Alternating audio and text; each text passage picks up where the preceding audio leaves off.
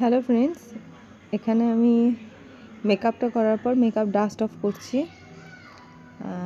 I মেকআপের আলাদা part আছে, মেকআপেরও আলাদা পার্ট আছে।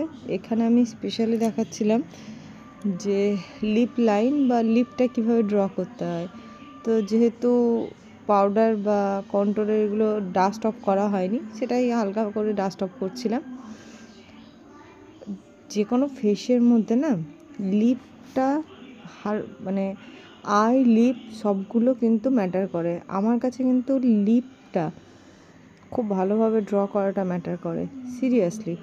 কারণ মনে হয় যতক্ষণ পর্যন্ত না এটাকে আমি ঠিকঠাক ড্র করতে পারছি ততক্ষণ যেন আমার ঠিক পোষায় না। তো আমি এখানে সুইস বিউটির একটা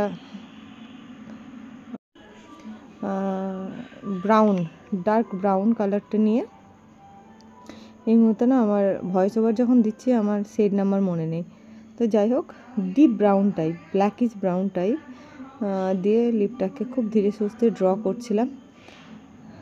আর আমি ভয়েস ওভার দেবো, সাইড থেকে কোনো নয়েজ থাকবে না, এরকম তো হতেই পারে না, নয়েজ তো থাকবেই। আমি এখানে বারবার দেখাচ্ছিলাম। আর আমি না লিপ ওভার ড্র করতে পছন্দ করি না। এমনিতেই আমার উপরের লিপটা পাতলা, নিচের লিপটা খুব মোটা। তো অ্যাজ ইট ইজ আমি ন্যাচারাল রাখতে পছন্দ করি। তো সেই জন্য আমি ওটা খুব ভালোভাবেই ড্র করছিলাম। এই যে এই পয়েন্টটা যখন আপনারা লিপ ড্র করবেন, এইভাবে ঠোঁট দিয়ে ঠেলে এন্ড পয়েন্টটা বের করাটা খুব প্রয়োজন, তবে প্রপার লিপের শেপটা পাবেন, অরিজিনাল শেপ। কোনো ওভার ড্র কিচ্ছু করতে, এইভাবে আপনি সুন্দরভাবে এঁকে নিতে পারবেন। একটা লিপ লাইনার দিয়ে সুন্দরভাবে আগে লিপটা ড্র করে নেবেন, তারপর আপনি যে কোনো কালার দিয়ে, যেটা আপনার পছন্দসই।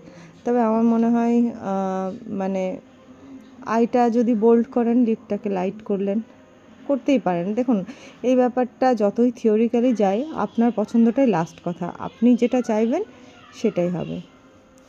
তো আমার এটা করার পর আমার খুব একটা লাইট পছন্দ হয় না, একটু পিঙ্ক পছন্দ করেছিলাম সেই দিনের জন্য, দেখতেই পাবেন, আগে থেকে বলবো না।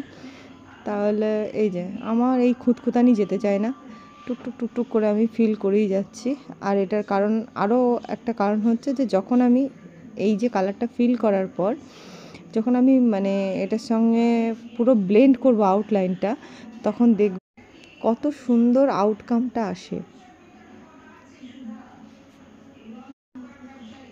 এই যে ধীরে ধীরে আউটলাইনটা ভ্যানিশ হয়ে যাবে এবং সুন্দর একটা শেড আসতে থাকবে।